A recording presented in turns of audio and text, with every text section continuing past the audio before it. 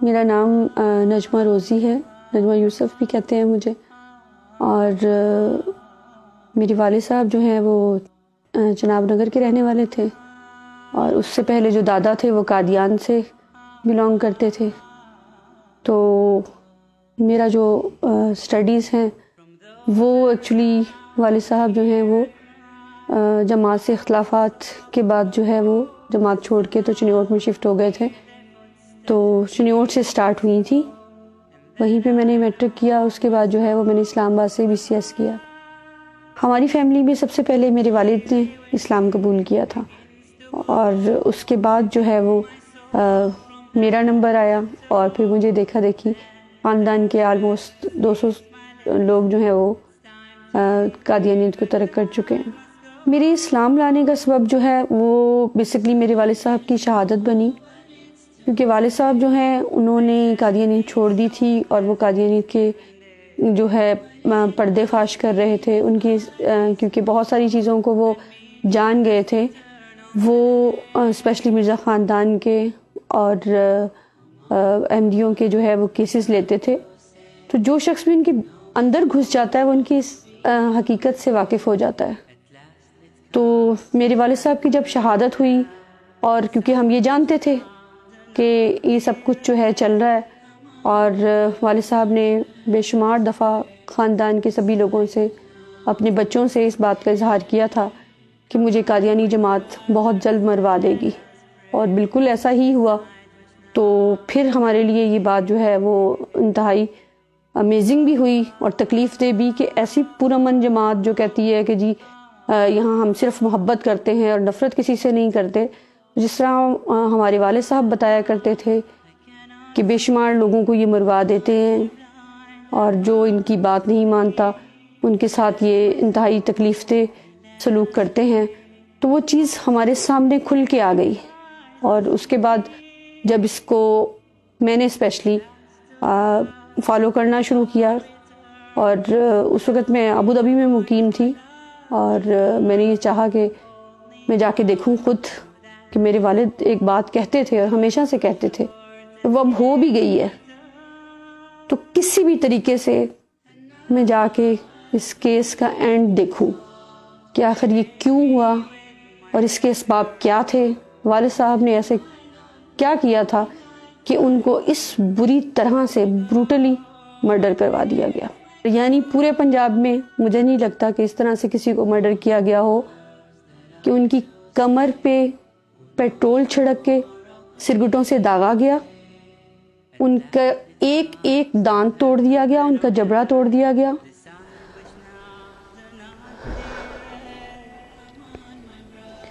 ان کی گردن جو تھی وہ 3 جگہ سے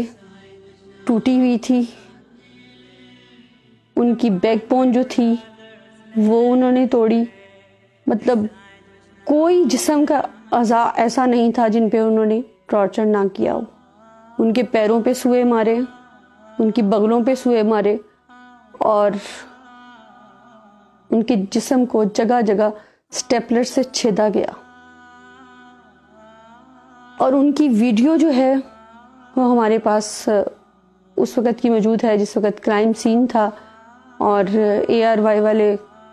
جو ہے وہ آئے ہوئے تھے، اور انہوں نے جرم بولتا میں ایک جو ہے ڈاکومنٹری بنائی تھی۔ اس میں آپ دیکھیں، کیونکہ میں تو ان کی شہادت پہ پہنچ نہیں پائی تھی، تو دیکھیں کہ پورے روم میں کاغذات پھیلے ہوئے ہیں، جیسے ایک ایک ٹارچر کر کے ان سے پوچھا گیا ہو کہ فلاں کاغذ دکھاؤ، فلاں ثبوت دو، فلاں ثبوت دو۔ اور ان سارے ثبوتوں کے متعلق وہ آلریڈی مختلف اپنی سپیچز میں لوگوں کو بتا چکے تھے کہ میں رانا ابرار ایک صحافی تھا جن کا 1-2 ماہ پہلے ان سے جو ہے وہ اس کی شہادت ہوئی تھی، اور اسے بھی جماعت والوں نے قتل کروایا تھا، اور مجھے بھی سٹل بے تحاشا جو ہے وہ خدشات ہیں۔ میرے گھر میں کم از کم 5 دفعہ جو ہے وہ لوگ گھس چکے ہیں، 2 دفعہ میرے بچوں کی گاڑی کا ایکسیڈنٹ ہو چکا۔ پھر اس کے بعد جو ہے جماعت کی طرف سے وہ بار بار کہا جاتا ہے کہ تمہارا اپنے باپ سے برا حشر کریں گے۔ لیکن میں ان کو بتانا چاہتی ہوں کہ اس طرح کے ہتھ کنڈوں سے آپ کسی پہ کبھی بھی حکمرانی نہیں کر سکتے. ایک دن آتا ہے کہ ہر چیز جو ہے خدا تعالیٰ جو ہے اس کا پردہ فاش کر دیتا ہے اور چیزیں سامنے آ جاتی ہیں. مرزا قادیانی نے لکھا کہ میرا دور ہوگا جس میں پوری دنیا میں انصاف ہوگا. میں نے خود مرزا مسرور کو لیٹر لکھے کہ میرے والد صاحب کے ساتھ یہ ہوا، یہ لوگ اس جرم میں شریک تھے، یہ لوگ موقع پہ موجود تھے، آپ ان سے فوری طور پہ انویسٹیگیٹ کریں. جب مجھے وہاں سے کسی قسم کا رپلائی نہیں آیا اور الٹا مجھے مروانے کی کوششیں کی جانے لگی، میرے ہسبینڈ سے کہے جانے لگا کہ جی اس کو چھوڑ دو، یہ ذرا سی لڑکی تم سے نہیں سنبھالی جا رہی، اور تم اس کا خرچہ بند کر دو، اور اسے تم طلاق دے دو، اس سے بچے چھین لو. کیا اس قسم کے ہتھ کنڈوں سے یہ کب تک اپنی جماعت کو چلائیں گے اور کب تک اس جھوٹ کے بل بوتے پہ یہ سب کچھ چلتا رہے گا؟ کیوں کسی حق کے لیے آواز اٹھانے والے کو اس طرح سے بروٹلی مرڈر کروا دیا جاتا ہے؟ کیوں لوگوں کی بیٹیوں کو طلاقیں دلوائی جاتی ہیں؟ کیوں اسلام کی طرف بڑھنے والے قدموں کو یہ کہہ کے روک دیا جاتا ہے کہ خبردار تم سے گھر بار چھین لیں گے، تم سے بچے چھین لیے جائیں گے؟ اگر ان ساری چیزوں کی طرف توجہ دیں تو آپ کو پتہ چلے گا کہ یہ صرف اور صرف ایک انگریز کا لگایا ہوا پودا ہے جو صرف پیسے کے چکر میں ہے. اور دوسری اہم ترین بات کہ آپ اپنے مرزا کی لکھی ہوئی کتابوں کو ضرور پڑھیے، کیونکہ یہ کتابیں مولویوں کے نہیں لکھی گئی، یہ کتابیں انہوں نے اپنی جماعت کے لیے لکھی ہیں. تو دوسروں کو پردے میں چھپا کے شوگر کوٹڈ زہر دینے سے بہتر ہے کہ آپ کھل کے سامنے آئیے اور مقابلہ کیجئے. جس طرح ہر مذہب کا ماننے والا جو ہے وہ خوشی سے یہ مانتا ہے کہ وہ ہندو ہے، عیسائی ہے، وہ کسی بھی فرقے سے تعلق رکھتا ہے، کسی بھی مذہب سے تعلق رکھتا ہے. جو گھروں میں آپ کے بکس پڑی ہوئی ہیں اسے ضرور پڑھیے. ایک غلطی کا ازالہ، کشتی نوح، کہ جہاں رسول کریم صلی اللہ علیہ وآلہ وسلم کی توہین ہے، نعوذ باللہ اہل بیت کی توہین ہے،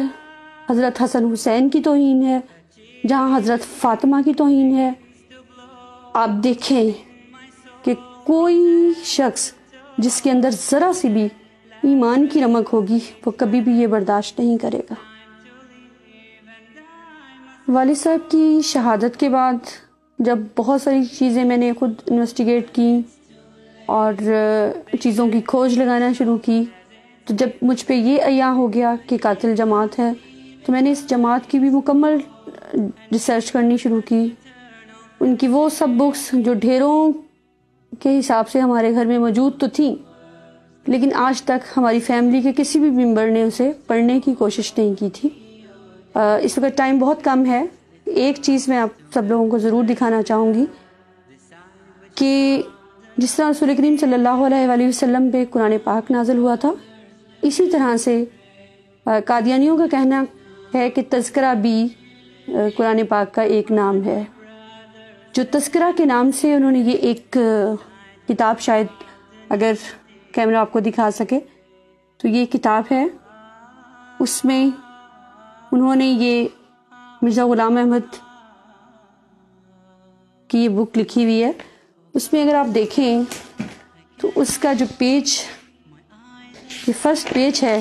کہ اللہ تعالیٰ نے تیرے الہام، تیری وحی اور تیری رویا میں برکت دی. وحی تو ہمیشہ پیغمبروں پہ آیا کرتی ہے،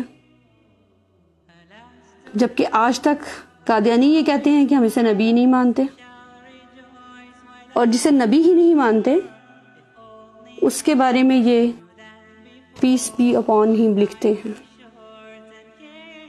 یہ تمام احمدیوں کے گھروں میں یہ ڈیفینیٹلی موجود ہوگا. اٹھے مہربانی کر کے ایک نظر اسے دیکھنے کی کوشش کریں کہ کیا آج تک پیس بی اپون ہم نے رسول کریم صلی اللہ علیہ وآلہ وسلم کے علاوہ کسی کے لیے بولا یا سنا تو کیوں ہم یہ کر کے شرمندہ نہیں ہیں اور خدا سے معافی کی طلبگار نہیں ہیں اور اس کوشش میں نہیں ہیں کہ اس گندگی سے نکل آئیں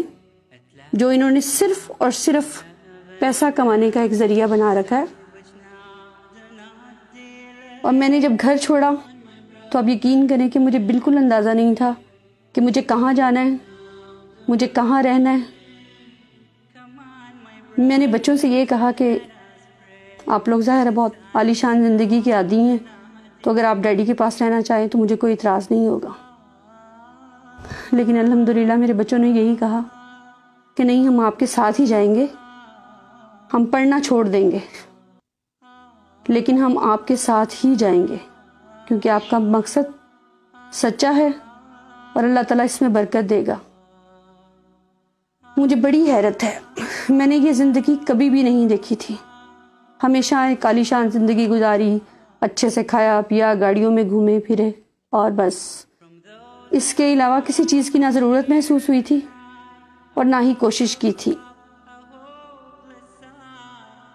جہاں والد صاحب کی شہادت نے بہت بڑا صدمہ دیا, وہاں ہم سب کو ایمان کی روشنی سے بھی منور کر گئے, اور ایک ایسا ایمان کہ مجھے تکلیف ہوتی ہے یہ سوچ کے کہ ہم اس کفر میں گرے ہوئے تھے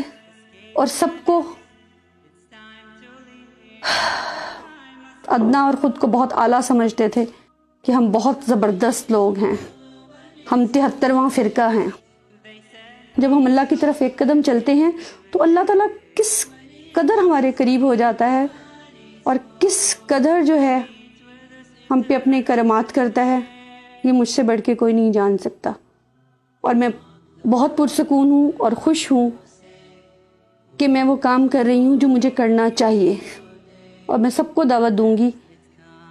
کہ آج یہ کرائٹیریا نہیں رہا ہوا کہ کوئی 50 سال کی عمر میں مر جائے گا تو کوئی 100 سال کی عمر میں مر جائے گا. جس قدر ہو سکتا ہے جلد از جلد